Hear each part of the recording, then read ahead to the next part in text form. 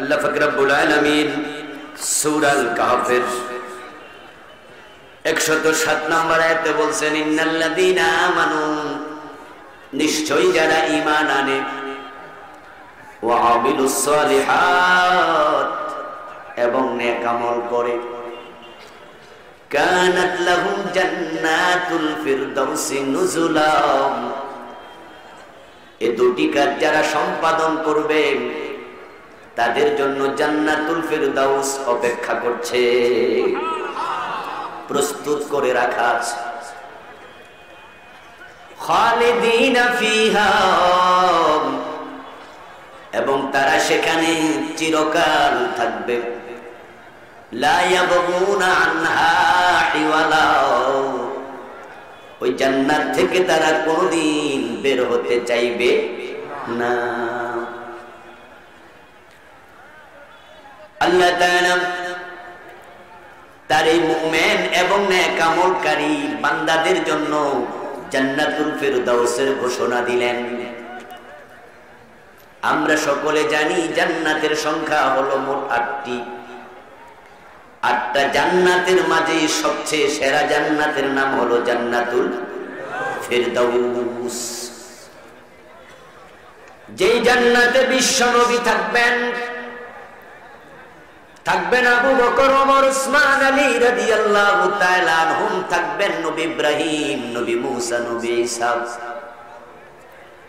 ঈমান আনলে, নেক আমল করলে ওই জান্নাত আল্লাহ আপনাকেও দেবেন, তিনি ওয়াদা করেছেন।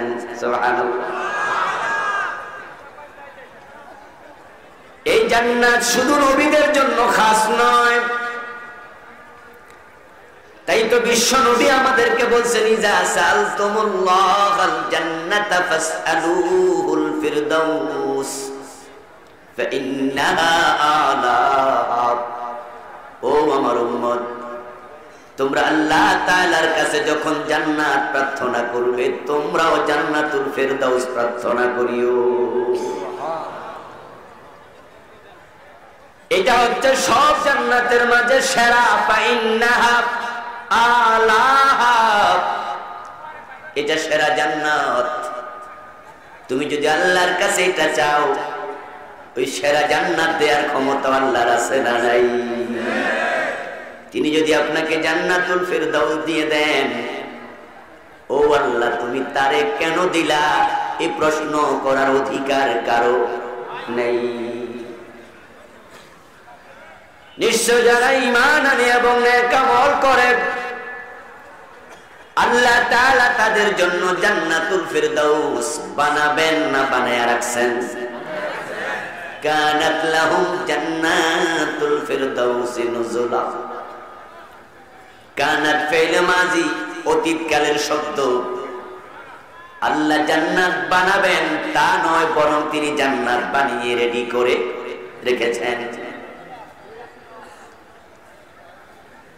আমার ভাইয়ারা যে মেহমানদারির আয়োজন করে, মেহমান তার বাসায় পৌঁছার পরে সে বাজারে যায় না, খরচাপাতি করে না, বরং মেহমান তার বাসায় আসার আগে সে খরচপাতি করে পাকশাক করে রেডি থাকে।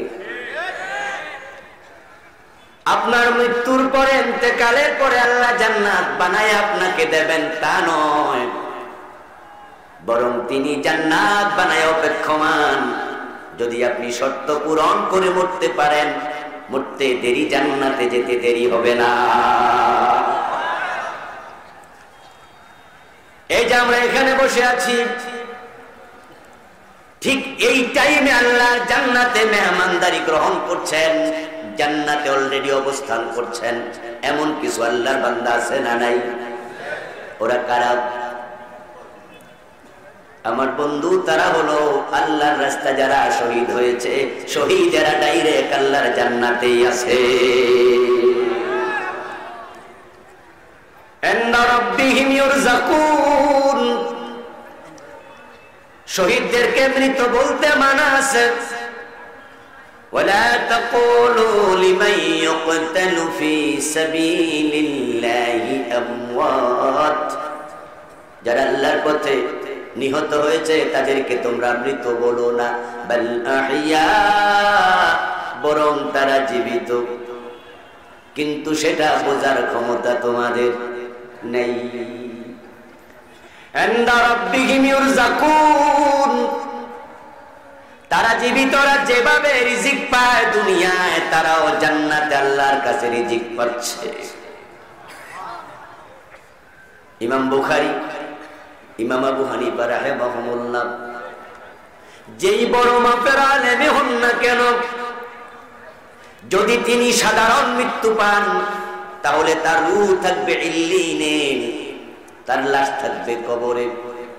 তিনি জান্নাত পাবেন হিসাব নিকাশের পরে। আর যে আল্লাহর রাস্তায় শাহাদাত বরণ করে, তার লাশ থাকে কবরে, তার রূহ থাকে আল্লাহর জান্নাতে। রাসূলুল্লাহ সাল্লাল্লাহু আলাইহি ওয়াসাল্লাম বলেছেন, শহীদের দেহ থেকে রূহটা বের হওয়ার সাথে সাথে জান্নাতে একটি পাখির ভিতরে তার রূহটাকে ঢুকিয়ে দেয়া হয়। তারপরে বলা হয়, তুমি জান্নাতে ঢুকো, যেখানে মনে চায় বিচরণ করো, যা মনে চায় ভোগ করতে থাকো। শহীদ আল্লাহর জান্নাতে আছে। তাহলে বোঝা যায় জান্নাত তিনি বানাবেন তা নয়, অলরেডি জান্নাত বানানো আছে। এখন আমরা যারা বসে আছি আলোচনা শুনছি, আমাদের সবার লক্ষ্য জান্নাত। জান্নাত আমাদের বাড়ি, জান্নাত আমাদের ঠিকানা, এটা আমাদের বাবার বাড়ি। আমরা এখানে এসেছি, এখানে থাকবো না, আমরা আমাদের বাবার বাড়িতে ফিরে যাব। বাবা আদমকে আল্লাহ তাআলা সৃষ্টি করে জান্নাতের ভিতরে রেখেছিলেন। বাবা আদমের মেরুদণ্ডের ভিতরে আমরাও হাজির ছিলাম। প্রতিটা সন্তান তার বাবার মেরুদণ্ড থেকেই আসে। কোরআনের বক্তব্য, মিম্মা ইনদাফিক ইয়াখরুজু মিন বাইনিস সুলবি ওয়াত তারাইব, আমরা ওই পানি থেকে এসেছি যেই পানি মায়ের পাজরের হাড্ডি থেকে, বাবার মেরুদণ্ডের হাড্ডির ভিতর থেকে বেরিয়েছে। আমি ছিলাম আমার বাবার মেরুদণ্ডের ভিতরে, তিনি ছিলেন তার বাবার মেরুদণ্ডের ভিতরে, তিনি ছিলেন তার বাবার মেরুদণ্ডের ভিতরে। এইভাবে যদি ধাক্কাতে থাকি উপরের দিকে, সবাই আদমের মেরুদণ্ডের ভিতরে ঢুকে যাবে।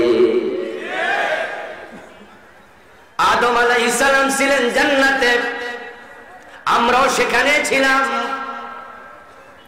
সহিহ বুখারীতে এসেছে, নবী মূসা আলাইহিস সালামের সাথে আদম আলাইহিস সালামের দেখা হলো। রাসূলুল্লাহ বললেন, দেখা হলো, দেখাটা রূহের জগতে হয়েছে না মেরাজের রাতে হয়েছে না আকাশে হয়েছে, রাসূল ব্যাখ্যা করেননি। দেখা হলো। দেখা হওয়ার পরে মূসা নবী আদম আলাইহিস সালামকে পাকড়াও করে বসলেন। তিনি একটু তেরা টাইপের লোক ছিলেন, মেজাজি লোক। বলে বসলেন, বাবা আদম, আমরা জান্নাতে আপনার সাথে ছিলাম। আল্লাহ আপনাকে বলেছিল গাছের কাছে যেও না, আপনি গাছের কাছে কেন গেলেন? যদি না যেতেন তাহলে তো আল্লাহ আপনাকে জান্নাত থেকে বের করতেন না, আমরা দুনিয়ায় গিয়ে তো ঝামেলায় পড়তাম না। আদম আলাইহিস সালাম বলেন, ও মূসা, আমাকে কেন দোষ দেও? তোমার উপরে যে তাওরাত নাজিল হয়েছিল, ওই তাওরাত কি আল্লাহ আমারে বানানোর পরে লিখছেন আগে লিখছে বলো দেখি? মূসা নবী বলেন, আপনাকে বানানোর 50,000 বছর আগে লিখছে, আমি এটা জানি। তাহলে তুমি কি তাওরাতে পাও নাই? আসা আদম রাব্বাহু ফাগাওয়া, আদম তার প্রভুর আদেশ লঙ্ঘন করে পথ হারা হয়েছে। আমি আমার রবের কথা শুনি নাই, জান্নাতে আমারে গাছের কাছে যেতে মানা করছে, আমি চলে গেছি। এই কথা কি তাওরাতে পাইছনি? হযরত মূসা বলে, আব্বা জান এটা তো পাইছি। তাহলে তুমি এবার বিচার করো, আমারে বানানোর 50,000 বছর আগে আল্লাহ লিখছে, আমি জান্নাতে আল্লাহর কথাটা শুনি নাই, এবার আমার দোষটা কি? রাসূলুল্লাহ বলেন, ফাহাজ্জা আদমু আলা মূসা, ফাহাজ্জা আদমু আলা মূসা, ফাহাজ্জা আদমু মূসা। 3 বার বললেন। ওই বিতর্কে আদম বিজয় হয়েছে মুসার উপরে। এর মানে আমরা জান্নাতে ছিলাম, জান্নাত থেকে দুনিয়া আসা ওই ফল ভক্ষণ করার কারণে নয়, এটা আল্লাহর মহা পরিকল্পনার অংশ। আমরা দুনিয়া এসেছি বাবা আদম আসার কারণে, কিন্তু আমাদের ঠিকানা দুনিয়া নয়, আমাদের ঠিকানা আল্লাহর জান্নাত। এজন্য আল্লাহ তাআলা কোরআনে বলছেন, আমি আদমকে যখন দুনিয়ায় পাঠাইয়া দিলাম, আদম তো নতুনের জায়গায় গেল, ওই জায়গাতে থাকতে যায় নাই, তার ঠিকানা তো জান্নাত। ওই জান্নাতে সে আবার ফিরে আসতে হবে। তাই আমি কোন রাস্তায় চললে জান্নাতে ফিরে আসা যায়, আদমের কাছে ওহী পাঠাইছি। ফাইম্মা ইয়াতিয়ান্নাকুম মিন্নি হুদা ফামান তাবিআ হুদায়া ফালা খাউফুন আলাইহিম ওয়ালা হুম ইয়াহজানুন। বলেন সুবহানাল্লাহ। আল্লাহ তাআলা বলেন, আদম দুনিয়ায় তোমার থাকতে পাঠাই নাই, সুম্মা ইলাইহি তুরজাউন, তোমাকে ওখান থেকে ফিরে আসতে হবে। এখন তুমি কোথায় ফিরে যাবে? আমি আল্লাহর পক্ষ থেকে ডিভাইন গাইডেন্স যাবে, স্বর্গীয় নির্দেশনা যাবে। যদি তুমি এবং তোমার সন্তানেরা সে নির্দেশনা ফলো করো, ফালা খাউফুন আলাইহিম, তাদের কোনো ভয় নাই, ওয়ালা হুম ইয়াহজানুন, তাদের কোনো দুশ্চিন্তা নাই। আমার দেখানো পথে চলবে, ওই পথ তাদেরকে জান্নাতে পৌঁছিয়ে দেবে। আমরা জান্নাতে ফিরে যেতে চাই, তাই তে মাহফিলে এসেছি। আমরা জান্নাত পেতে চাই, তাই তো টাকা খরচ করে হজে যাই। আমরা জান্নাতে যেতে চাই, তাই তো শীত উপেক্ষা করে ফজরের জামাতে হাজির হই, ঠিক কিনা? আমরা জান্নাত পেতে চাই, তাই রিকশাওয়ালা তার ঘামে আপনার কামাই করা টাকা, মসজিদওয়ালা যখন রাস্তায় বসে কয় 10টা টাকা দেন মসজিদের জন্য, রিকশাওয়ালা সেই কষ্টার্জিত টাকাটাও ওই জান্নাতের আশায় মসজিদে দিয়ে দেয়। এই জান্নাত মুমিনের চূড়ান্ত জায়গা, চূড়ান্ত লক্ষ্য। এটাই হবে আমাদের দুনিয়ার যাবতীয় কর্মতৎপরতার কেন্দ্রবিন্দু। আল্লাহ তাআলা আমাদেরকে দুনিয়ায় ছেড়ে দিলেন, কিন্তু দুনিয়ার দিকে দৌড়ানোর জন্য কোরআনে একটা বারও বলেন নাই। দুনিয়াতে টাকা আছে, পয়সা আছে, বাড়ি আছে, গাড়ি আছে, নারী আছে, সুখ আছে, সমৃদ্ধি আছে, কিন্তু বিশ্ব নবী একটা বারও বলেন নাই তোমরা দুনিয়ার দিকে দৌড়াও। বরং কোরআন এবং হাদিসে বারবার আছে, ও আল্লাহর বান্দা তোমরা আল্লাহর জান্নাতের দিকে দৌড়াও। সারিউ ইলা মাগফিরাতিন মির রাব্বিকুম ওয়া জান্নাত, আল্লাহ বলে তোমরা জান্নাতের দিকে দৌড়াও। হাঁটতে বলেন নাই, দৌড়াতে বলছে। আরেক আয়াতে আল্লাহ তাআলা বলেন ফাস্তাবিকুল খায়রাত, তোমরা প্রতিযোগিতার মতো দৌড়াও, সাধারণ দৌড় নয়। আকাশে বৃষ্টি জমেছে, মেঘ জমেছে, বৃষ্টি পড়ছে, আপনি রাস্তায় আছেন, ভিজে যেতে পারেন, তাই আপনি দৌড় মারলেন। এই হলো দৌড়ের এক গতি। আর যদি 100 মিটার দৌড়, 200 মিটার দৌড়ের প্রতিযোগী হয়ে আপনি দৌড় মারেন, এটা হবে ভিন্ন গতি। আল্লাহ বলেন ফাস্তাবিকুল খায়রাত, তোমরা প্রতিযোগীরা যেভাবে দৌড়ায় জান্নাতের দিকে সেভাবে দৌড় মারো। আল্লাহ আমাদের বললেন জান্নাতের দিকে দৌড়াও, কিন্তু পরিতাপ, বড়ই পরিতাপ, জান্নাতের দিকে দৌড়ানো দূরের কথা, জান্নাতের রাস্তা এখন হাঁটার লোকই নাই। এখন আমরা সবাই জাহান্নামের রাস্তায় ঢুকে যাচ্ছি দল বেঁধে। দুনিয়া মস্ত বড়, খাও দাও ফুর্তি করো, আগামীকাল বাঁচবে কিনা বলতে পারো। এখন রঙ্গ তামাশা চলছে, আমরা হাসি তামাশা জীবন কাটাই, আমরা সব জায়গায় তো ভোলাম, আমরা জান্নাতের চিন্তা ভুলে গেছি। আমাদের অবস্থা হলো নগদ যা পাও হাত পেতে নাও, বাকির খাতা শূন্য থাক। ও মিয়া মরবা, হাজার হাজার বছর কবরে থাকবা, তারপরে হাসরের মাঠে 50,000 বছর, তারপরে ফুলসিরাত পার, তারপরে জান্নাত। ও কবে কত দূর, এত অপেক্ষা তো সয় না, তাই নগদ যা পাও হাত পেতে নাও। আল্লাহ বলে হারাম খেও না, আমরা হারাম খাচ্ছি। মিথ্যা বলো না, মিথ্যা বলছি।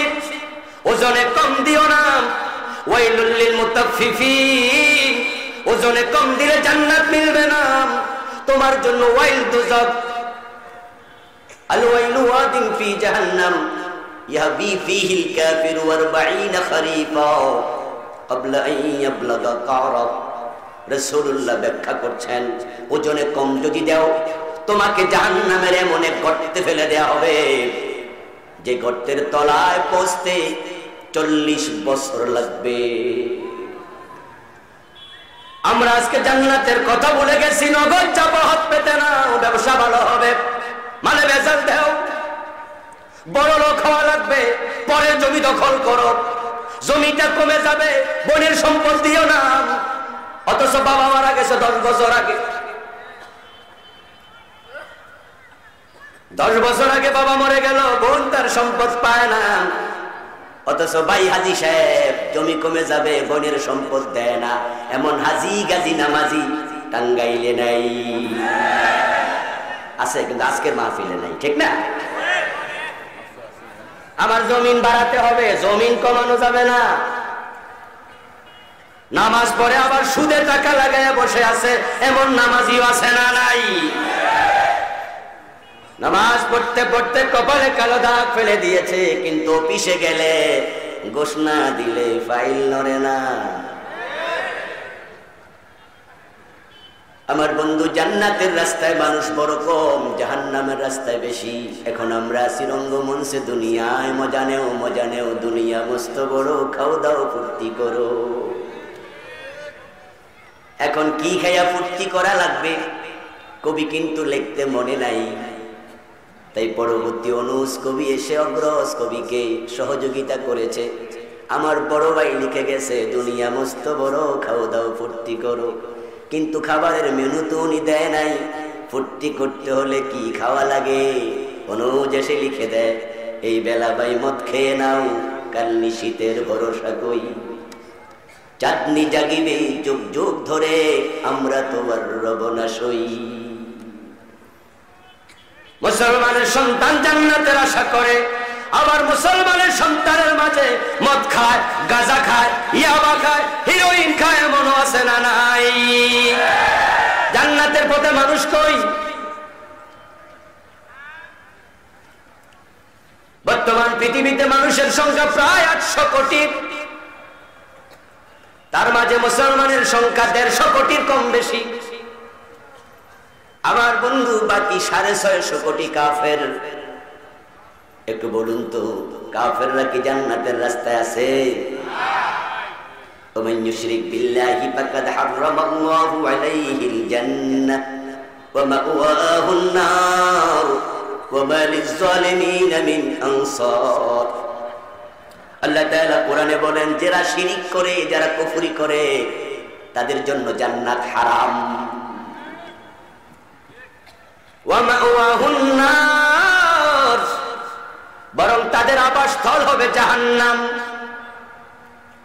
150 কোটির কম বেশি মুসলমান, বাকি 650 কোটি কাফের। আল্লাহর ঘোষণা, তারা জাহান্নামী। এখন 150 কোটির কম বেশি মুসলমান যারা আছে, ধরে নিলাম 150 কোটি, 250 কোটি। বলুন তো, তাদের মাঝে সবাই কি জান্নাতের রাস্তায় আছে? ওদের তালিকায় তাসলিমা নাসরিনের নাম আছে না নাই? সালমান রুশদির নাম আছে না নাই? থাবা বাবা রাজীবের নামটাও তো ছিল। আমার দোস্ত, মুসলমানের সন্তান কোরআন মানে না, কোরআনের বিপক্ষে কবিতা লেখে, গান লেখে, ব্লগে লেখালেখি করে, এমন মুসলমান নামদারিও আছে না? সবাই জান্নাতি নয়। মুসলমান হলেই জান্নাত, এটা ভুল চিন্তা। কে বলেছে তোমাকে এই কথা? বরং বিশ্ব নবীর বক্তব্য, তাফতারিকু উম্মতি আলা 73 মিল্লাহ কুল্লুহুম ফিন্নারি ইল্লা ওয়াহিদা। রাসূলুল্লাহ বলেন, আমার উম্মত গুলো আবার 73 দলে বিভক্ত হবে। ওই 650 কোটি বাদ এই 150-200 কোটি, তারা হবে আবার 73 দলে বিভক্ত। কুল্লুহুম ফিন্নারি ইল্লা ওয়াহিদান, তাদের মাঝে এক দল মাত্র জান্নাতি, বাকি 72 দল হবে জাহান্নামী।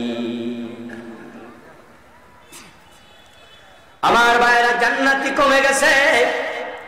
জান্নাতে যাওয়ার জন্য জান্নাতীদের চরিত্র নিজের ভিতরে তৈরি করতে হবে। কিন্তু আমরা তো স্যাক্রিফাইস করতে রাজি নই। জান্নাতের পথ কখনো কুসুমাস্তীর্ণ ছিল না, ফুল বিছানো ছিল না। জান্নাতের পথ কাঁটায় ভরা। এই পথ বড় পিচ্ছি, বড় কণ্টকাকীর্ণ, বড় দুর্গম, বড় মরুময়, বড় বন্ধুর। এই পথে যারা চলেছে তাদেরকে বিপদের মুখোমুখি হওয়া লেগেছে। জান্নাতের পথে চলবা, অন্যায় দেখে চুপ থাকবা, এটা জান্নাতীদের চরিত্র হতে পারে না। অন্যায়ের প্রতিবাদ তোমারে করতে হবে। হারাম খাওয়া জান্নাতীর চরিত্র হতে পারে না। আলকানা আলকানা আলকানা, তোমাকে হালালের মাঝে স্বল্পে তুষ্ট থাকতে হবে। আমার বন্ধু, জান্নাতের পথে চলা সহজ নয়। একই অফিসে চাকরি করবেন, একই র্যাঙ্ক, একই পোস্ট, বেতন 20,000। আপনার পাশের চেয়ারে বসে আছে তারও সমান বেতন। কিন্তু বন্ধু, সেই যে ফ্ল্যাটে ভাড়া থাকে ঢাকা শহরে, সেটা ভাড়াই হলো 30,000, 50,000, বেতন পায় 20,000। ছেলে মেয়েরা যে কলেজ ইউনিভার্সিটিতে পড়ে, private university, private college, private high school, সে মাঝে মাঝে গল্প করে, আমার 3টা বাচ্চা পড়ে, তাদের পিছনে মাসে লাগে 1.5 লাখ। বাজারও জিপে করে অফিস করে। গাড়ির ড্রাইভার, তার ড্রাইভিং করার জন্য আরো ড্রাইভার লাগে। এমন ড্রাইভারও আছে না নাই? 5-7টা গাড়ি আছে গাড়ির ড্রাইভার। অফিসের পিয়ন কোটিপতি, আপনি আছেন 20,000 টাকা র্যাঙ্কে চাকরি, ভাড়া থাকেন 5,000, লেখাপড়া করান চলে যায় 5-7 হাজারের। মাস শেষ হলে টানাটানি। আপনি চাইলে তার মতো ঘুষ খাওয়ার সুযোগ আপনার আছে, কিন্তু আপনি জান্নাতের রাস্তায় চলবেন, সহজ নয়, সহজ নয়। অফিস আওয়ারে যখন লাঞ্চ সময় দেয়, লাঞ্চ পিরিয়ডে, সে যখন টিফিন ক্যারিয়ার খোলে, পোলাওয়ের গন্ধ পান, মুরগির রোস্ট, আর আপনার টিফিন ক্যারিয়ার খুললে শুটকির গন্ধ। সে প্রতিদিন এক সেট জামা চেঞ্জ করে আসে, পায়ের জুতার দাম 20,000, আর আপনার গায়ের জামা তালিওয়ালা, নুন আনতে ফান্তা ফুরায়। চাইলে তার মতো কোটি টাকা ঘুষ খাওয়ার সুযোগ আপনারও আছে, কিন্তু কানাম কম খাবো, আরাম খাবো না। লোকাল বাসে চড়ে আসবো, বাজারও দরকার নাই। জান্নাতের পথে টিকে থাকা সোজা নয়। শয়তান ধোঁকায় ফেলে দেয়, আপনারে ভয় দেখায়। তুমি যদি ঘুষ না খাও, না খাইয়া মরবা, পোলাপান লেখাপড়া করবে না, তুমি গরিব হইয়া যাইবা। শয়তান এসে আপনাকে ভয় দেখাবে। ওজনে কম না দিলে ব্যবসা লস হয়ে যাবে, মালে বেচাল না দিলে ব্যবসায় দশ নেমে যাবে। তুমি কেমনে ব্যবসা টিকাইবা? ওজনে কম যদি না দেও, তুমি চিনি কিনেছ কেজি 60 টাকা, বিক্রি করো 62 টাকা, কিন্তু পাশের দোকানদার কিনেছে 60 টাকা, বিক্রি করে 59 টাকা, আরো 1 টাকা কম। কাস্টমার তার দোকানে যাবে, উল্টা তোমাকে এসে ধমকাবে, আপনি দাড়িওয়ালা টুপিওয়ালা 3 টাকা বেশি কেন নেন, পাশের দোকানে তো 59। আপনি মাথা নত করে নিচের দিকে নিয়ে ভাবেন ঘটনাটা কি। 60 টাকা কিনা 59 বেচে কেমনে? বেটা কি ভর্তুকি দিতেছে? এলাকায় কি এমপি হইব নাকি? ঘটনাটা কি? পরে খবর নিয়ে দেখেন বেটা যে বাটখারা দিয়া মাপ দেয়, ওখানে পাল্লা যে দাড়ি পাল্লায় পাথরটা রাখে সেটার গায়ে লেখা 1 কেজি, বাস্তবে 900 গ্রাম। সুতরাং 1 টাকা কমে বেচলে কোনো অসুবিধা নেই। এখন আইসা ক্রেতা আপনার ধমকাও, মিয়া হাসি তুমি 3 টাকা বেশি নাও কেন, তোমার দোকানে আসবো না। এখন যদি আপনি বলে দেন ও মিয়া তো 900 গ্রাম দেয়, বেড়া যদি খবর শোনে লাডি লই আমার বদরানি, ঠিক না? হ্যাঁ আমার বিরুদ্ধে তুমি কথা কও, আপনি বলে দেন তুমি তো 900 গ্রাম দেও, 100 গ্রাম কম দেও, তখন সে বলবে আমি কত দেই, এ ব্যাপারে কথা বলার অধিকার তোমার নাই। বলাও যায় না, শোয়াও যায় না। এখন ব্যবসা টিকাবেন কেমনে? লাইন আছে একটা, তার মতো আপনি 100 গ্রাম কম দেন। আর আল্লাহর কোরআনের বক্তব্য কম দিলে ওয়াইল দুজক। এবার পয়সা নেন, রাস্তা কোনটা? জান্নাতের পথে চলা সহজ না, কিন্তু আপনাকে চলতে হবে, হাজারো বাধা মোকাবেলা করতে হবে। এই জান্নাতের পথে চলা বিপদ, হক কথা বলা সহজ না, সহজ না। সমাজে হাজারো অন্যায়, আমরা চুপ করে থাকার কারণে অন্যায় দিন দিন বৃদ্ধি পাচ্ছে। চোখের সামনে অন্যায় হয়, কথা নাই। আপনি ভাবছেন অন্যায় তো আর আমি করি না, আমার অসুবিধা কি? অথচ দোস্ত আসাকিতু আনিল হাক্কি শায়তানুন আখরাস, তুমি অন্যায় দেখে যদি চুপ করে থাকো তুমি বোবা শয়তান হওয়া লাগবে।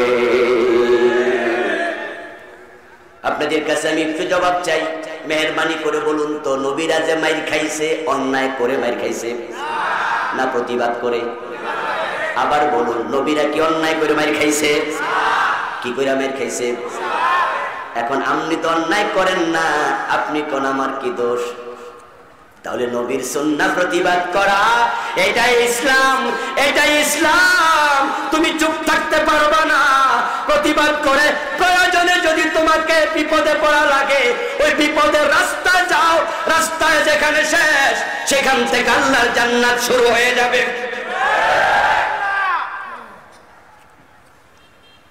জান্নাতের রাস্তায় চলতে গিয়া নবী মুহাম্মদের দাঁত নাই।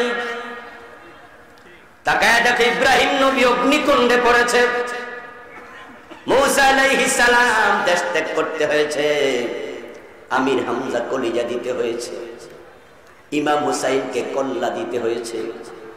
আর আপনি ভাবছেন পান সিবাইতে জান্নাতে ঢুকে যাবেন?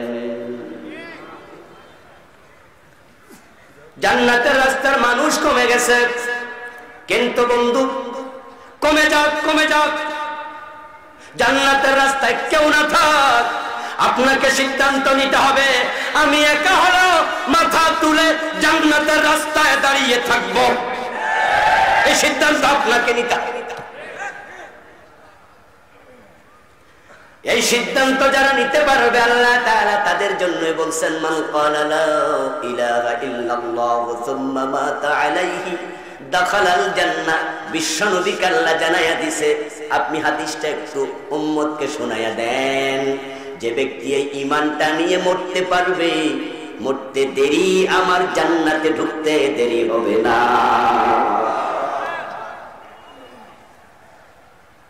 আল্লাহ পাক রব্বুল আলামিন যে জান্নাত আমাদেরকে দেবেন, ওই জান্নাতের জন্য এত কষ্ট, এত ক্লেশ কেন, এত পরিশ্রম কেন? এর কারণ হলো দোস্ত, যে জিনিস যত দামি তার জন্য পরিশ্রম করা লাগে তত বেশি। আপনাদের টাঙ্গাইলে কৃষক নিজের ছেলেকে প্রফেসর বানানোর নিয়তে ভার্সিটি ভর্তি করছে। কৃষকের ছেলে ডাক্তার হবে, মেডিকেলে ভর্তি করেছে। ইঞ্জিনিয়ার বানাবে, বুয়েটে ভর্তি করেছে। ওই কৃষক বাবা নিজের জমানো টাকা ছেলের পিছনে খরচ, ভবিষ্যতের স্বপ্ন আমার ছেলে মানুষ হবে, তাই বাবা নিজে সেরা স্যান্ডেল পায়ে দেয়, ছেলের জন্য নতুন স্যান্ডেল কিনে দেয়।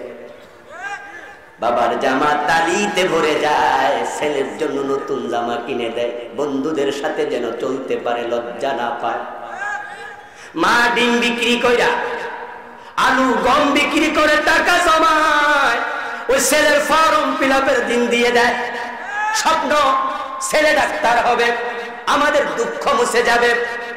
ভবিষ্যতের স্বপ্ন যারা দেখে তাদেরকে বর্তমান স্যাক্রিফাইস করা লাগে। ঢাকার গুলশানে যারা বাড়ি বানাবে তাদের অ্যাকাউন্ট খালি করে জমি কিনা লাগবে, এটাই নিয়ম। কষ্ট করে করে 5 কোটি 10 কোটি 20 কোটি টাকা জমাইছে, 20 কোটি টাকা অ্যাকাউন্টে জমানো সাধারণ কথা নয়। কিন্তু গুলশানে যদি একটা 6 তলা বিল্ডিং জায়গা শুদ্ধ ক্রয় করে, পুরো অ্যাকাউন্ট খালি হয়ে যায়। ওই অ্যাকাউন্টটা খালি করার পরে তার মনে কোনো দুঃখ থাকে না, বরং আত্মীয় স্বজনকে মোবাইল করে করে, SMS করে করে, ফোন করে করে জানায়, আমি গুলশানে একটা বাড়ি কিনছি, 6 তলা একটা বাড়ি কিনছি। যদি কেউ জিগায় অ্যাকাউন্টে টাকা পয়সা কেমন আছে, কই খালি। হাই হাই করলা কি, কই তুমি বুঝবা কি। আমি এমন একটা বাড়ি পাইছি 6 কোটি 10 কোটি 20 কোটি গেছে, দুঃখ নাই।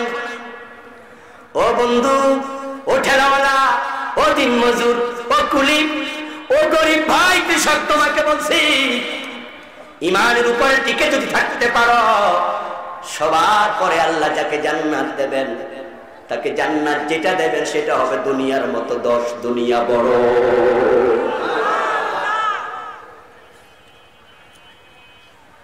সবার পরে যে জান্নাত পাবে দুনিয়ার মতো 10 গুণ।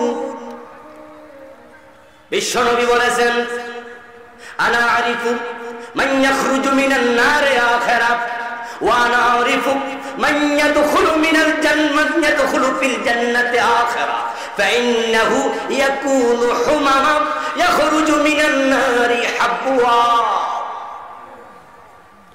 রাসূল সাল্লাল্লাহু আলাইহি ওয়াসাল্লাম বলেন, সবার পরে যে জান্নাতে ঢুকবে আমি নবী মুহাম্মদ তাকে চিনি। ওই লোকটা গুনার কারণে জাহান্নামী হবে, কিন্তু তার ঈমান থাকার কারণে একদিন সে মুক্তি পেয়ে যাবে। আল্লাহ ফেরেশতাদেরকে বলবেন, আখরিজু মান কানা ফি কলবিহি মিসকালু হাববাতিন মিনাল ঈমান। ও আমার ফেরেশতারা, যার অন্তরে সরিষা পরিমাণ ঈমান আছে, তাকে ও জাহান্নাম থেকে বের করে দাও, নিয়ে আসো আমার সামনে।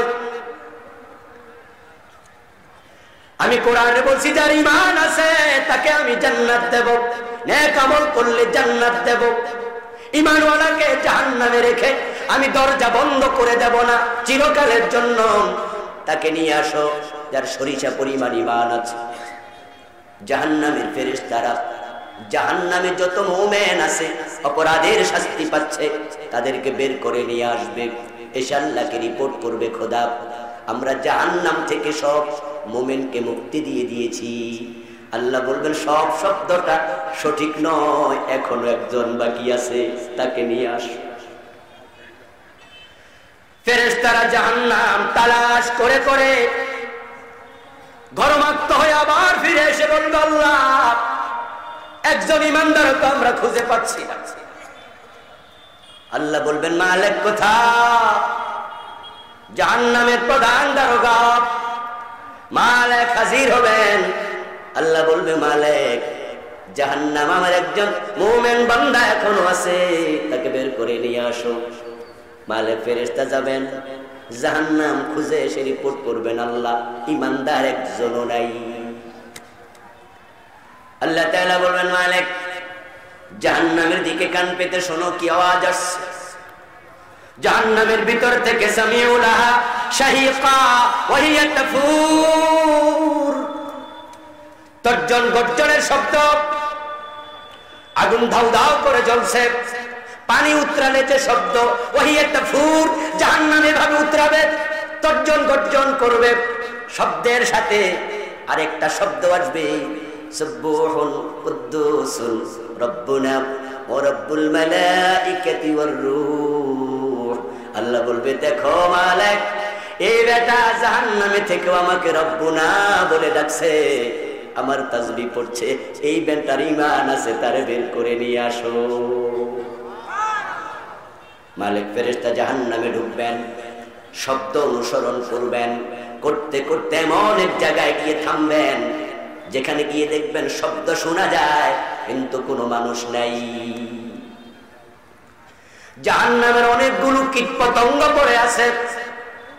মালিক ফেরেশতা শব্দ অনুসরণ করে কীটপতঙ্গগুলো সরাইয়া দিয়া দেখবেন একবারে লাকড়ি জ্বলতে জ্বলতে যেমন অঙ্গার হয়ে যায়, অঙ্গার সম আল্লাহর এক বান্দা পড়ে আছে, তার সেজদার জায়গাটা আগুনে খায় নাই,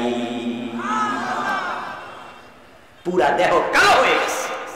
ফাইন্নাহু ইয়াকুনু হুমামা, রাসূলুল্লাহ বলেন অঙ্গার হয়ে যাবে। তার মুখ থেকে শব্দ বের হচ্ছে, মালিক ফেরেশতা তাকে ধরে টেনে তুলে বসাবে, তারপরে বলবে আল্লাহর অর্ডার তুমি পেয়ে গেছো, তোমার জামিন হয়ে গেছে, বেরিয়ে যাও জাহান্নাম থেকে, তুমি আজ থেকে মুক্ত। সুবহানাল্লাহ বলেন। ঈমান থাকলে মুক্তির সুযোগ আছে না নাই? একটু পরে আমি মূল পয়েন্টে যাব, তারপরে কিছু কথা বলে শেষ করব ইনশাআল্লাহ। ও বেটা মুক্তি পাবে বটে, কিন্তু জাহান্নাম থেকে বের হওয়ার বল নাই। জীর্ণ শীর্ণ ক্ষীণকায় কালো অঙ্গাস, হাঁটার বলই নাই। বিশ্বনবী বলছেন ইয়াখরুজু মিনান নারি হাবওয়া, সে ক্রলিং করবে ক্রলিং করবে, হামাগুড়ি দিয়ে দিয়ে তারপরে বের হবে। এবার ফেরেশতারা বলবে যাও যাও, ওই তো জান্নাত দেখা যায়, জান্নাতে ঢুকে যাও। কিন্তু জান্নাতের দরজায় যে ফেরেশতা থাকবে, ওই ফেরেশতা ইশারা দিয়ে বলবে, ফেরেশতা বলবে নো এন্ট্রেস, প্রবেশ নিষেধ। ফেরেশতা বলবে শীর্ণ জীর্ণ দেহ নিয়ে জান্নাতে প্রবেশ করা যাবে না। ওই যে দেখা যায় একটা ঝর্ণা কুফ, ওখানে গোসল দিয়ে আসো।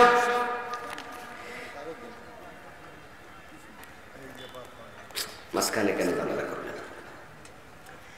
জীর্ণ শীর্ণ দেহ নিয়ে ঢুকবে না, ওই কুফে গোসল দিয়ে আসো। ও ব্যক্তি ফেরেশতার দেখানো পথ ধরে সামনে যায় একটা কূপের মাঝে গোসল দেবে। ওই কূপের নাম হলো নাহরুল হায়াত। রাসূলুল্লাহ বলেন ওই কূপের মাঝে মাথা যখন ডুবাইয়া দেবে, ডুব দেবে, ডুব দিয়ে মাথাটা তোলার সাথে সাথে সতেজ জান্নাতি যুবকে পরিণত হয়ে যাবে। এবার সে জান্নাতে ঢুকবে, কিন্তু জান্নাতে ঢোকার পরে তার কাছে মনে হবে জায়গা নাই। জান্নাত লোকে লোকারণ্য, সব দখল, বিশাল বিশাল প্রাসাদ, কিন্তু গেটের মাঝে মালিকের নাম লেখা আবু বকর, এই বিল্ডিং ওমর, ওই বিল্ডিং এ লেখা ওসমান। ইউতাখাজ্জালু ইলাইহি আন্নাহা মালা, তার কাছে মনে হবে জান্নাত লোকে ভরে গেছে। সে বলবে আল্লাহ আমার জান্নাতে দিলা, কিন্তু জান্নাতে একটু জায়গা দিবা না। তিনবার বলার পরে আল্লাহ বলবেন বান্দা কতটুকু জায়গা লাগবে আমার কাছে তুই চা দেখি। সুবহানাল্লাহ। তখন সে বলবে আল্লাহ সামান্য হলে চলবে, বেশি লাগবে না। আমাকে জাহান্নাম থেকে মুক্তি দিয়েছো, ওইটাই তো আমার বড় পাওয়া। আমাকে সামান্য জায়গা দিলে আমি খুশি। আল্লাহ তাআলা তখন বলবেন ফাইন্না লাকা মিসলাদ দুনিয়া ওয়া আশরা আমসালিহা, সামান্য নয় রে বান্দা, তোর জন্য আমি দুনিয়ার মতো 10 দুনিয়া জায়গা রেখেছি। মাউদাউ শিবরিন ফিল জান্নাতি খায়রুম মিনাদ দুনিয়া ওয়া মা ফিহা, ওই জায়গার মূল্য কত? বিশ্বনবী বলেন জান্নাতের এক বিগত জায়গার নাম তামাম দুনিয়ার চেয়েও বেশি মূল্য। ওই জান্নাতে আল্লাহ আপনাকে দিয়ে, আপনাকে যে বিল্ডিং দেবেন, থাকার ঘর দেবেন, সবচেয়ে ছোট বিল্ডিং হবে 100 তলা। আওয়াজ দিয়ে বলেন সুবহানাল্লাহ।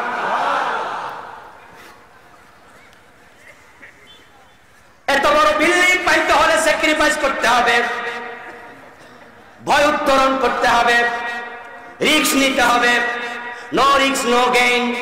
রিস্ক নেবেন না, বিজয়ী হবেন না, রিস্ক আপনাকে নিতে হবে। নবীর পথে চলতে গেলে বিপদ আসবে, মামলা হবে, হামলা হবে, চাকরি চলে যাবে।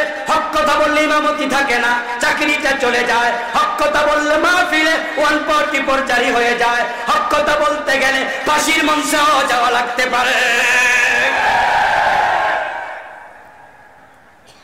রিস্ক আপনি নেবেন না, এত বড় জান্নাত কেমনে পাবেন? সবচেয়ে ছোট জান্নাত 100 তলা। রাসূলুল্লাহ বলেন ইন্না ফিল জান্নাতি মিআতা দারাজা, জান্নাতে তলা থাকবে 100। মা বাইনা কুল্লি দারাজাতাইনি কামা বাইনাস সামাই ওয়াল আরদি। ওই জান্নাতের একটা ফ্লোর থেকে আরেকটা ফ্লোরের উচ্চতা হবে আকাশ পরিমাণ উঁচু। জান্নাতান মিন যাহাবিন আনিয়াতুহুমা ওয়া মা ফীহিমা, জান্নাতান মিন ফিদ্দাতিন আনিয়াতুহুমা ওয়া মা ফীহিমা। ওই জান্নাতের মাঝে পানপাত্র, ঘটিবাটি, লোটা যা আছে, ব্যবহার্য সম্পদ যা আছে, খাট আছে, আলমিরা আছে, তোশক আছে, সোফা আছে, সব হবে স্বর্ণ এবং রৌপ্যের তৈরি। আবু হুরায়রা রাসূলুল্লাহকে জিজ্ঞেস করলেন, হুজুর এত বড় বিল্ডিং আল্লাহ বানাবে, আল জান্নাতু মা বিনাউহা, আল্লাহ এটা বানাবে কি দিয়া? রাসূলুল্লাহ বলেন লাবিনাতুম মিন যাহাবিন ওয়া লাবিনাতুম মিন ফিদ্দা, জান্নাতের একটা ইট হবে রৌপ্যের, আর একটা ইট হবে স্বর্ণের। এখন সেটা কত স্কয়ার ফিট হবে? আমরা যে বিল্ডিং বানাই, আমাদের ফ্লোর, আমরা একটা প্লট কিনি ঢাকা শহরে 900, 1000, 1100, 1200, 2000, 2200, 2500 একটা আপনার প্লটের স্কয়ার ফিট। এখন জান্নাতে যে বিল্ডিং আল্লাহ আপনাকে দেবেন সেটা কত স্কয়ার ফিট? রাসূলুল্লাহ বলেন, শোনো, লাওয়ান্নাল আলামিন ইসতামাউ ফি ইহদাহিন্না লাওয়াসাতুহুম, জান্নাতের এক এক ফ্লোর অত বড় হবে, দুনিয়ায় যত মানুষ আছে সবাইকে যদি আল্লাহ এক ফ্লোরে জায়গা দিতে চাইতেন সবার জায়গা হয়ে যাবে।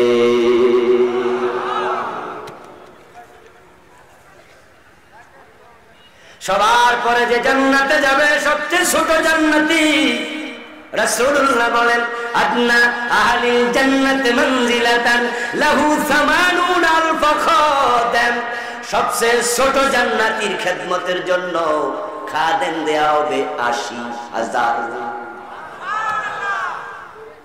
এগুলো কল্পনা নয়, সবই বাস্তব, সবই বাস্তব। ইয়াতুফু আলাইহিম বিলদানুম মুখাল্লাদুন, ওই বাচ্চাগুলো, খাদেমগুলো সব হবে কম বয়সী, ছোট ছোট, মোষ ওঠে নাই, দাড়ি ওঠে নাই। 80,000 খাদেম। পৃথিবীর কোন রাজা বাদশাহ আছে? প্রধানমন্ত্রী শেখ হাসিনা, ওনার খেদমতের জন্য খাদেম কয়জন আছে? 10 জন, 20 জন, 30 জন। উনার সাহায্যকারী কয়জন? আমেরিকার president Donald Trump, Joe Biden, তাদের কয়জন? আর আপনি রিকশাওয়ালা, ঠেলাওয়ালা, দুনিয়ায় খাদেমি পান নাই, নিজে মানুষের খাদেম ছিলেন, দারোয়ান ছিলেন, পিয়ন ছিলেন। জান্নাতে যাওয়ার দুটি শর্ত পূরণ করুন, আপনার খাদেম হবে 80,000। এখন আবার এই দামি জান্নাত পাওয়ার জন্য আল্লাহর দেয়া শর্ত পূরণ দরকার আছে না নাই? কিন্তু বাংলাদেশে শর্ত পূরণের খবর খুবই কম, কিন্তু জান্নাতে যাওয়ার লোকের অভাব নাই। জান্নাতে কে কে যেতে চান এই প্রশ্ন করলে বেনামাজি হাত তোলা দেবে। নামাজ নাই, রোজা নাই, হজ নাই, যাকাত নাই, গাঁজা টানে, বিড়ি খায়, এমন লোকেরাও জান্নাতের স্বপ্ন দেখে, ফিরের পায়ে সেজদা করে, হে টিকেট কিনে পীর সাহেব থেকে হুজুর কইয়া দিছে তোর কোনো টেনশন নাই, আমি তো আছি, আমি তোরে ছাড়া জান্নাতে যাবো না। বাবা রে বাবা, আমার বাবা কইছে আমার ছাড়া যাবে না। এই জাতীয় কাট্টা বেনামাজিরে আপনি যদি প্রশ্ন করেন কিরে তুই কি বেহেশতে যাওয়ার চিন্তা মিন্তা নাই, জুমার নামাজও পড়স না, পাইছটা কি? মুস্কি হাসি দিয়ে বলবে আব্বা জান চাচা জান ওটা তো অনেক আগে কনফার্ম করে রাখছি। কি রে কস আপনি কি বোঝেন না কেমনে কনফার্ম করছি? তারা ঘরে যাইয়া তো তোরাটা কাঁদে নিয়া আপনারে টানতে টানতে বলবে গানে গানে শোনেন আছেন আমার মুক্তার, আছেন আমার ব্যারিস্টার, শেষ বিচারের হাইকোর্টেতে তিনি আমায় করবেন পার, আমি পাপী তিনি জামিনদার। এমন গানওয়ালা বাংলাদেশে আছে না নাই? জামিনদার আছে, জামিনদার টেনশন নাই। অথচ কান খোলে শোনো মুসলমান, হাসরের ময়দানে ইব্রাহিম নবী তার বাবার জামিন হতে পারবে না। হযরত লূত আলাইহিস সালাম জান্নাতে যাবেন, নিজের বউকে জান্নাতে নিতে পারবেন না। দুইজন নবীর বউ জাহান্নামী। বিশ্ব নবী জান্নাতে যাবেন, কিন্তু চাচা আবু তালেবকে জামিনদার হইয়া জান্নাতে নিতে পারবেন না। জান্নাতে যেতে হলে শর্ত পূরণ করো। শর্ত খুব বেশি নয়, মাত্র দুটি। এক নাম্বার শর্ত ইন্নাল্লাযীনা আমানু, নিশ্চয়ই যারা ঈমান আনে। দুই নাম্বার শর্ত ওয়া আমিলুস সালিহাত, এবং নেক আমল করে। সূরা বুরুজ আল্লাহ বলেন লাহুম জান্নাত, এই দুই শর্ত পূর্ণ যারাই করবে আমি আল্লাহ তাদেরই জান্নাত দিয়ে দেব। এবার একটু আওয়াজ করে বলতে হবে আমার সাথে, শর্ত কয়টা? জোরে বলুন কয়টা? মাত্র দুইটা, বেশি নয় রে ভাই। এত কিছু দেবে, শর্ত তো আল্লাহ বেশি দেয় নাই, ছোট্ট দুটা। এক নাম্বার ঈমান, দুই নাম্বার নেক আমল। আমেরিকা গেলে মানুষ বড় লোক হয়, তাই যাওয়ার জন্য লাইন ধরে, কিন্তু যাওয়ার জন্য বৈধ কাগজ না থাকলে তোমাকে জীবনের রিস্ক নিতে হবে। আমেরিকায় যদি একটা ছেলে যায় যার কোনো চাকরি বাকরি নাই, যদি টোকায়া টাকায়াও কাম করে তাহলে মাসে 2-3 লাখ টাকা বাংলায় কামাইতে পারে। তাই আত্মীয় স্বজন যদি যায় আরো নেয়ার জন্য পাগল হয়ে যায়। আমি নিউ ইয়র্কে দেখলাম একটা ছোট্ট বাচ্চা ভালো করে মৌসুমে নাই, আমার সাথে রুমে সাক্ষাৎ করতে আসলো। আমি তো দেখে ভাবলাম নিশ্চয় তার মা বাবা এই দেশে থাকে। তাই বললাম বাসা কই? হুজুর অমুক জায়গায়। আচ্ছা বুঝলাম, জ্যাকসন হাইটে থাকে। মা বাবা থাকে? কই না হুজুর কেউ নাই, আমি একা আইছি। কস কি, কেমনে আইছো? কই সাঁতার কাটতে। 7 সমুদ্র 13 নদী পার হইয়া, বন জঙ্গল দিয়া, নদী দিয়া, এহেন দিয়া ওহান দিয়া 28 লাখ টাকা দিছি, কন্ট্রাক্ট করছি দালালের সাথে। জানটা লইয়া কোন রকম আসছি। কয়েকজন সঙ্গী পথে মরে গেছে।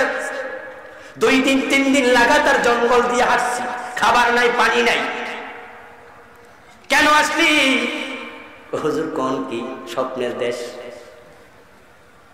তোর মা বাবার কি অন্তর নাই রে, দিল নাই? হুজুর আমি তো একা আইছি না, সাথে এলাকার আরো কিছু পোলাপান ছিল। তাই মা বাবা কয় আচ্ছা আল্লাহ ভরসা যা। আমেরিকায় যাওয়ার জন্য জীবনের রিস্ক নিলাম। আল্লাহর জান্নাত কত বড়, ওইটার জন্য কিছু রিস্ক দরকার আছে না নাই? ইব্রাহিম নবী রিস্ক নিছে, মুসা নিছে, ঈসা নিছে, বিশ্বনবী মুহাম্মদুর রাসূলুল্লাহ সাল্লাল্লাহু আলাইহি ওয়াসাল্লাম কত বড় রিস্ক নিছে। হিজরতের পথে কারে সাউরে 3 দিন ছিলেন 2 জন একাত্রে, যেখানে একজন থাকার জায়গাও নাই, মাথা তুলে বসার জায়গাটাও নাই। ওই গুহায় আমি 2500 সনে ঢুকেছিলাম। বারবার মনে হয়েছে নবী মুহাম্মদুর রাসূলুল্লাহ 3টা দিন কেমনে ছিলেন। মাথা তো তুলে বসতেও পারেন নাই। এত ছোট্ট গুহা, একসাথে দুইজন প্রবেশ করা যায় না, একজন একজন প্রবেশ করা লাগে লাইন ধরে। একসাথে দুইজন বসার জায়গা নাই। কিন্তু আমার নবী 3 দিন ছিলেন। কেমনে ছিলেন? মাথা তো তোলা যায় না, উপরে পাথর, সাইডে পাথর, কেমনে বসেছিলেন? কত বড় রিস্ক। এখন ওই জান্নাত আপনি চান, আপনি কোন রিস্কে নেবেন না। জান্নাতের পথ কুসুমাস্তীর্ণ নয়, এটা মাথায় রেখে আগাতে হবে।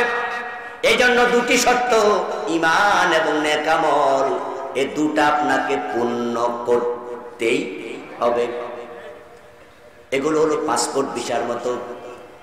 বিদেশ যাওয়ার জন্য পাসপোর্ট ভিসা আবশ্যক। সে প্রধানমন্ত্রী হলো, তারও ভিসা। কথা বলবেন? ভিসা, প্রেসিডেন্টের ভিসা লাগে না। ভিসা যদি না থাকে এলাও হবেন না, নো এন্ট্রেন্স।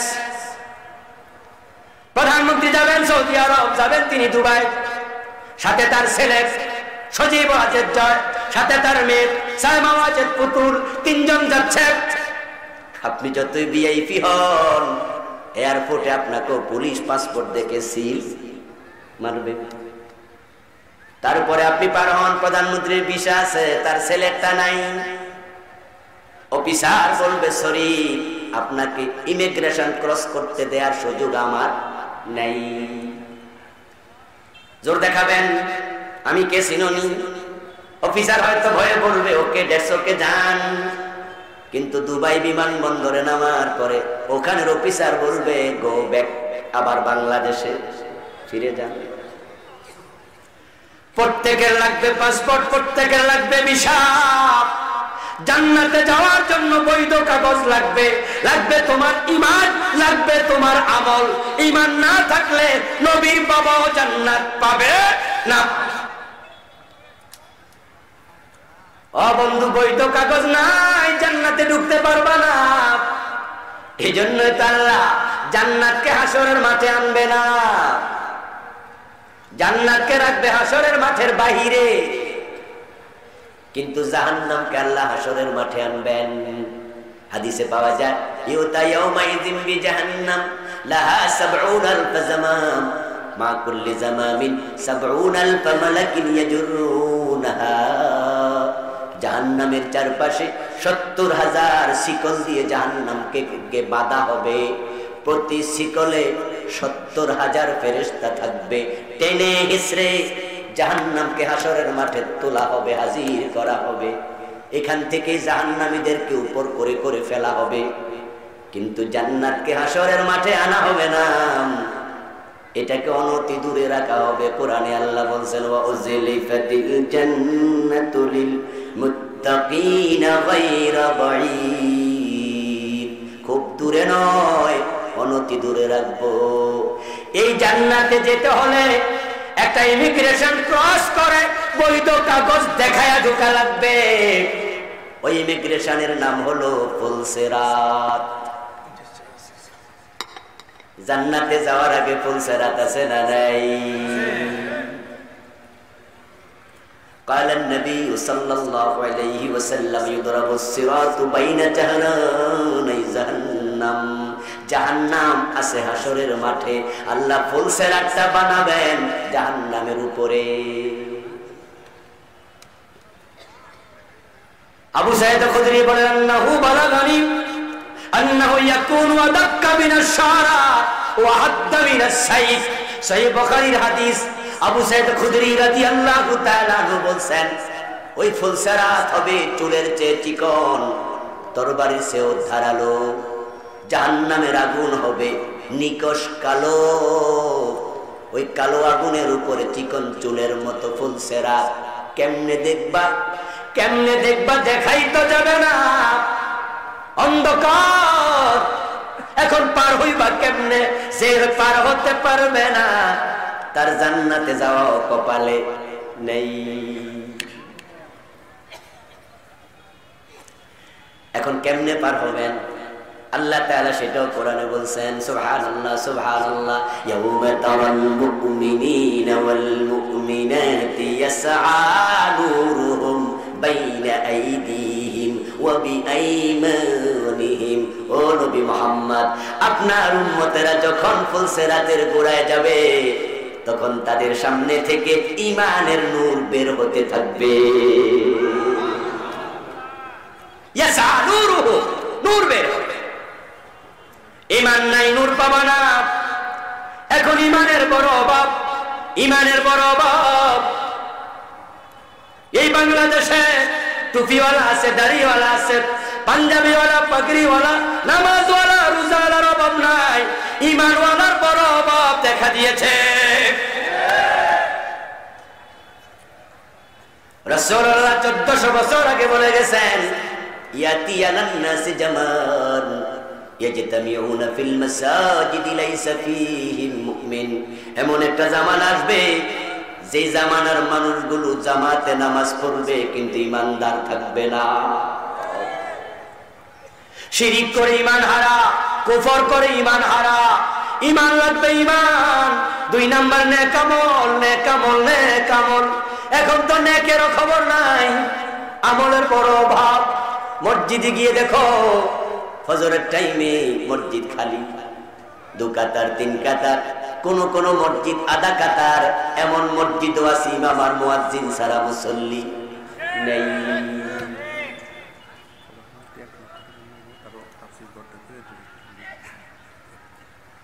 আচ্ছা, প্রধান অতিথি 1 লক্ষ টাকা নগদ দিয়ে গেছে, বলেন মারহাবা। এবং তিনি ঘর করে দেবেন সেটা ওয়াদা করেছেন, আল্লাহ কবুল করুক, বলেন আমিন। আচ্ছা, আমার বন্ধু বলছিলাম আপনাকে নেক আমলের দিকে আগাতে হবে। নেক আমলের 1 নাম্বারটা হলো নামাজ। আজকে এটাতে ঘাটতি দেখা দিছে। আমি গত 2-3 বছর আগে মানিকগঞ্জ যাচ্ছিলাম মাহফিল করার জন্য। আসরের টাইম হয়ে গেল, ড্রাইভারকে বললাম একটু মসজিদ দেখে থামো। ড্রাইভার সাহেব থামছে মসজিদের সামনে। ভিতরে ঢুকে দেখি 1 ইঞ্চি পরিমাণ ধুলাবালি আর কবুতরের পায়খানা। বিছানা কয়টা আছে ওয়ালের সাথে ঝুলাইয়া রাখছে। দেখে বড় অসহায় মনে হলো নিজেকে। ইন্না লিল্লাহ, কোথায় আসলাম? রাস্তার পাশের মসজিদের এই কন্ডিশন, তাহলে গ্রামের মসজিদের কি খবর? দাঁড়িয়ে আছি দরজার মাঝে, কাউকে পাই কিনা। দেখি একজন ভদ্রলোক চলে যাচ্ছে। জিজ্ঞাসা করলাম, ভাইজান বাড়ি কই? এই গ্রামে। কোন বাড়ি? কই যে বাড়ি। মসজিদের অবস্থা এরকম কেন? হুজুর আজকে তো বুধবার, আমরা তো গত শুক্রবারে আইছি। ও দোস্ত, হাসির কি আছে? কেন হাসলেন? কান্না করা দরকার, ঠিক না? আল্লাহর ঘর বিরাট হয়ে যাচ্ছে।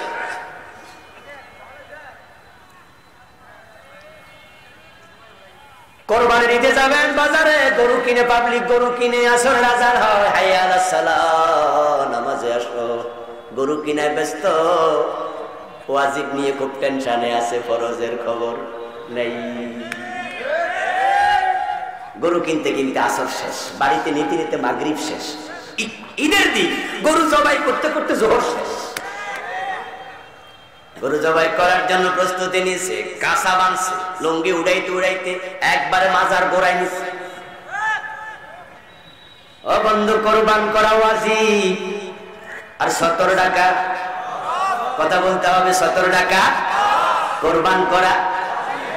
উনি ওয়াজিব নিয়ে ব্যস্ত, ফরজের খবর নাই।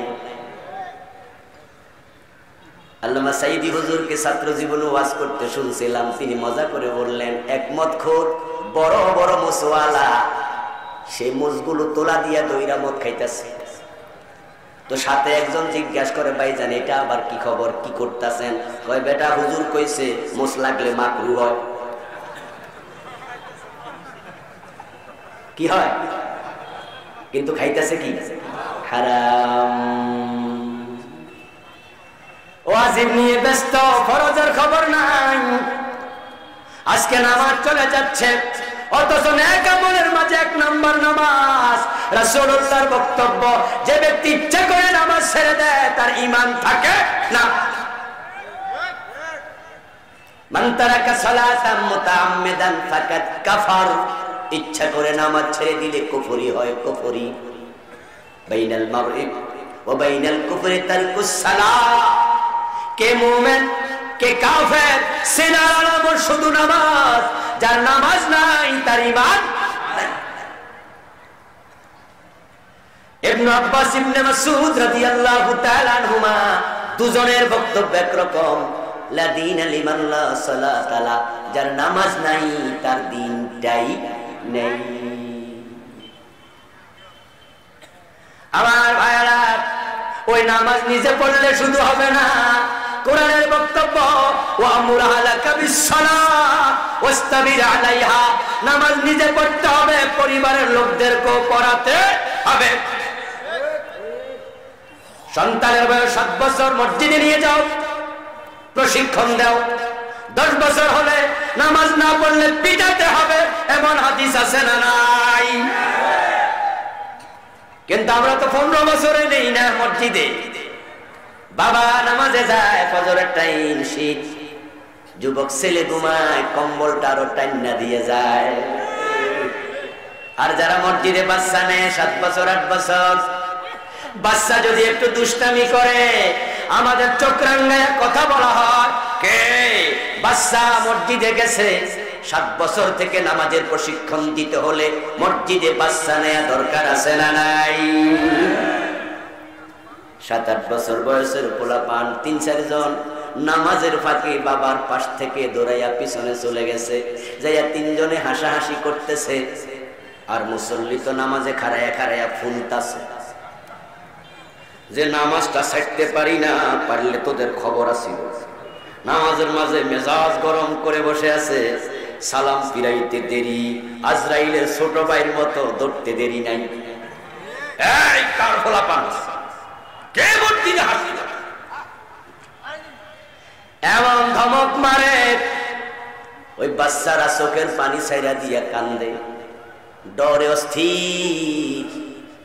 অথচ নবী মুহাম্মদ সিজদায় যখন যেতেন, হাসান হুসাইন তার কান্দে উঠত।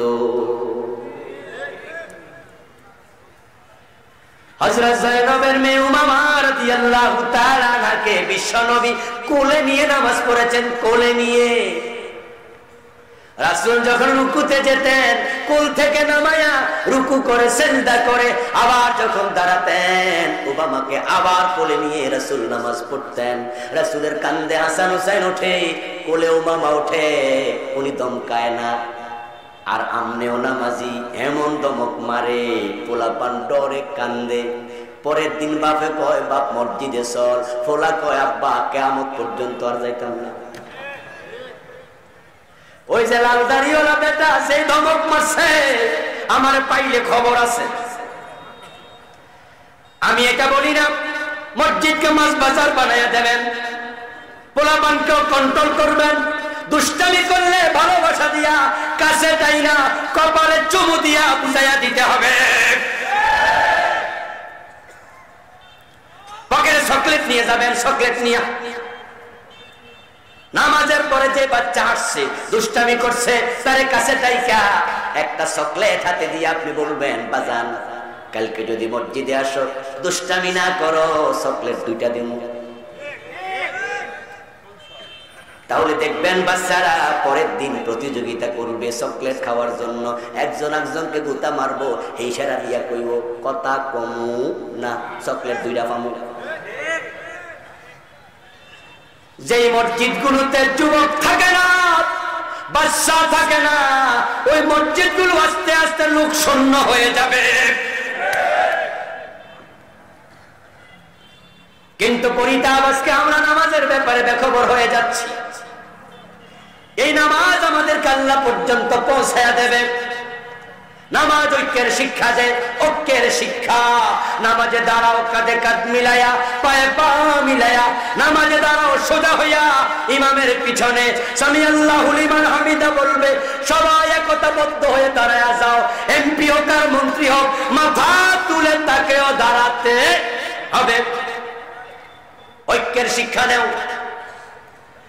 কিন্তু সে মুসলমান আজকে নামাজ নিয়েও মসজিদ ঝগড়া করে আলাদা বানাচ্ছে। নামাজ নিয়ে এমন ফতুয়াবাজি চলছে, যে আমিন জোরে কইছে তারে মসজিদে বাইর করে দিবা, আমিন জোরে কইছে নামাজের পরে তার দৌড়বা, পাইলো কই জিগাইবা। আশ্চর্য আশ্চর্য, তুমি এমন কেন করো ভাই? মসজিদ তো তোমার না, আল্লাহর মসজিদ থেকে তুমি বাইর করবা এই অধিকার তোমাকে কে দিয়েছে? মসজিদ তো আল্লাহর। হজ এবং উমরা করার জন্য আপনারা যারা গিয়েছেন, আপনারা একটু জবাব দেবেন, একটু জোরে বলেন তো ভাইয়েরা, সেখানে জোরে আমিন বলার লোক আছে না নাই? ওখানে গুতা মারছেন কয়দিন? পাশের জন একটু জোরে আমিন কইয়া লাইছে, আপনি নামাজের ভিতরে খেপা রইছেন, সালাম ফিরাইয়া ধরুন। কেন রে ভাই?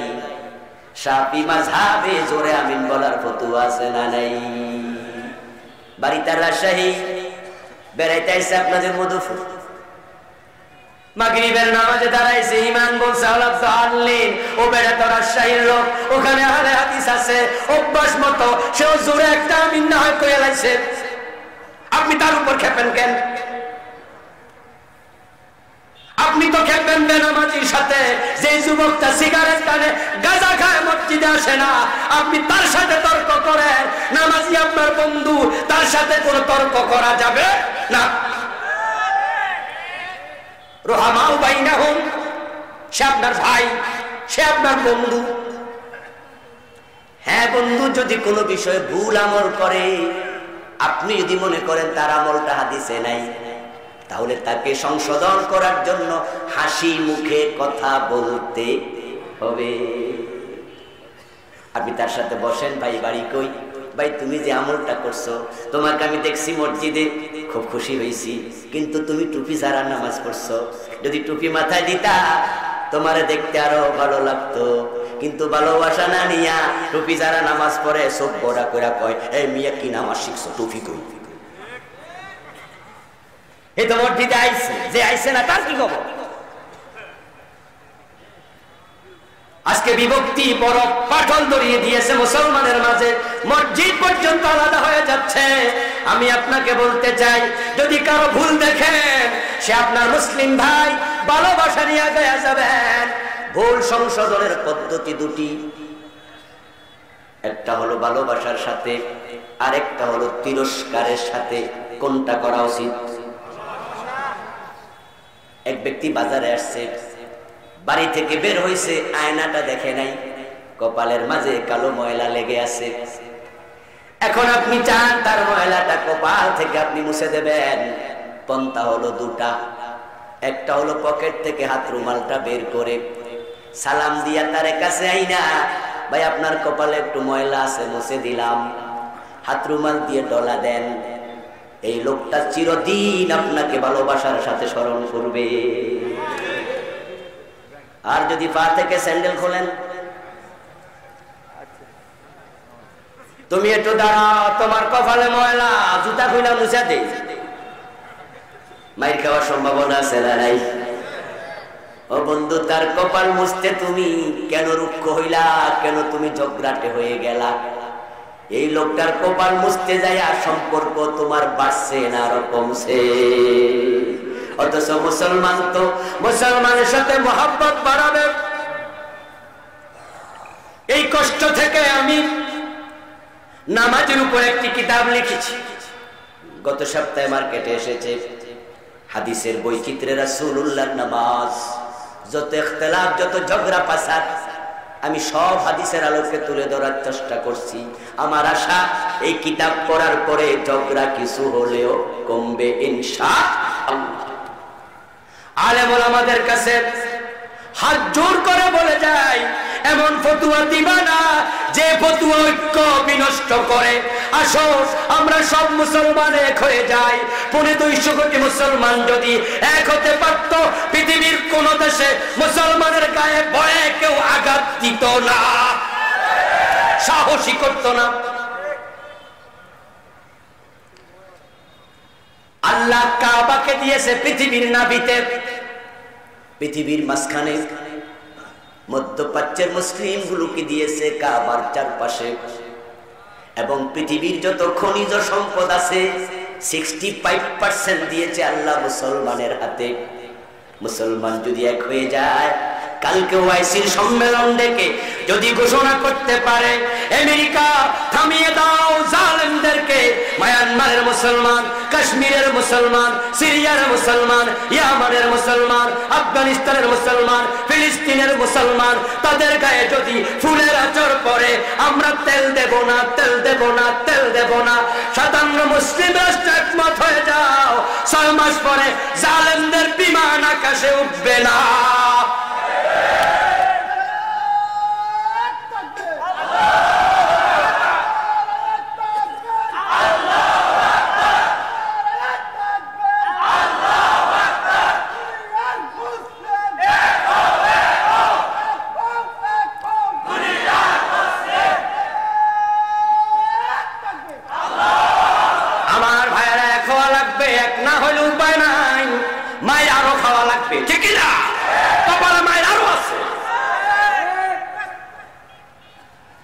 কি ভাবছেন ভারত কাশ্মীরে মুসলমান মারে, আমাদেরকে তো গম দেয়, আমাদের পেঁয়াজও দেয় বড় বড় সাইজ, আমাদেরকে তার মারে না। আমেরিকা ইরাকে মারে, আমাদের তো মারে না, আমাদেরকে ডলার দেয়। বিশ্ব ব্যাংকের কইছে বাংলাদেশে কত লাগবে দেও দেও। ইরাকে মারে, আমারে তো মারে না। কাশ্মীরে মারে, আমারে তো মারে না। মায়ানমারে মারে, আমারে তো মারে না। অসুবিধা কি? আমি তো আছি আরামে। ও বন্ধু শোনো, এক কৃষক ছাগল কিনে আনছে বাজার থেকে, এনে রাতের বেলায় বাঁধছে। ছাগল তাকাইয়া দেখে তার পাশের খুঁটায় একটা গাদা রশি দিয়ে বাঁধা। সকাল হলো, ফজরের পর মালিক এতগুলা কাঁঠাল পাতা আনছে, আইনা ছাগলের সামনে দিছে, খা। ছাগলটা কাঁঠাল পাতা মজা করে খাইছে। খাইয়া জিব্বাটা লড়াইতে লড়াইতে গাদার দিকে তাকায়া কয়, কিরে গাদা, এই বাড়িতে কতদিন থাকস, কিন্তু তোর কপালে কাঁঠাল পাতা। কথা কয় না ভাই, কাঁঠাল পাতা। সকাল 10টার দিকে ছাগল চারে নিয়া মালিক গোসল দিছে। গোসল করে সরিষার তেল ছাগলের পুরা বডিতে শিঙের মাঝে গোসা গোসা সুন্দর করে লাগায়া ওই শিংগুলাতে কালো একটা কালার দিছে, কালো কালার, কালো রং দিয়া একবারে তেল তেলে ভাব। ছাগলটা খুশি, গাদারে কয়, এই বাড়িতে কতদিন থাকস, গোসল তো তোরে দিল না, তেলও দিল না, কালো রঙও দিল না, দেখ আমারে কেমনে সাজায়, কত আদর করে। গাদাটা এবার কয়, বেশি খুশি হইও না, সামনে শুক্রবারে কুরবান। কাঁঠাল পাতা খাইয়া খুশি হইও না, তেল পাইয়া খুশি হইও না, শুক্রবারে তেল পাইবা। এই যত্ন কেন করে? যদি তোমরা মুসলমান ঐক্য হতে না পারো, সামনে তোমাদের কুরবান অপেক্ষা করছে। মায়ানমারের মুসলমানদেরকে পিটাইছে, তাদের পলানোর জায়গা পাইছে, বাংলাদেশে আইছে। তোমাদেরকে পিটাইলে কই যাইবা? যাওয়ার জায়গা নাই। আলেম ওলামা বিভক্তি তৈরি করবেন না। অমুক কাফের, অমুক পাশে, এই ওয়াজ না, বরং মুসলমানকে এক করতে হবে। আলেমদের মাঝে ঐক্য না থাকার কারণে আজকে কওমি মাদ্রাসা, আলিয়া মাদ্রাসার বিরুদ্ধে প্রকাশ্যে বক্তৃতা শুরু হয়েছে।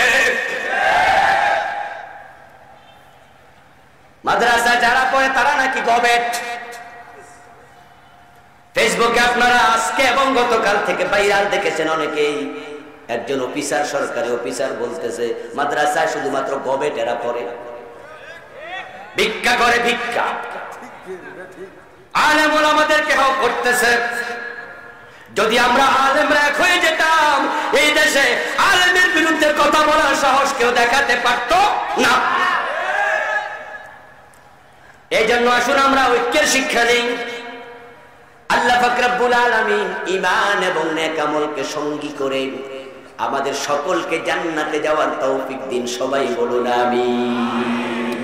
হাদা মা ইনদি ওয়াল ইলমু ইনদাল্লাহ আলাইহি তাওয়াক্কালতু ওয়া ইলাইহি উনীব। আল্লাহ হাফেজ। আমরা দোয়া করে একসাথে বিদায় নেব ইনশাআল্লাহ। আল্লাহ। একজন ভাই একটি প্রশ্ন করেছেন, জবাব দেব? হ্যাঁ, দরকার নেই, থাক তাহলে। যেহেতু 5 দিনের মাহফিল, সময় আমরা নষ্ট করতে চাই না, জবাব আরেকদিন ইনশাআল্লাহ নেবেন, অথবা পার্সোনাল প্রশ্ন করে জবাব পাবেন। স্টেজে আমার লেখা শিরক, বিদআত এবং নামাজের 3টি বই আছে। দোয়ার পরে যারা নিতে চান পাবেন ইনশাআল্লাহ। আল্লাহুম্মা আমিন। আল্লাহুম্মা আনতাস সালাম ওয়া মিনকাস সালাম।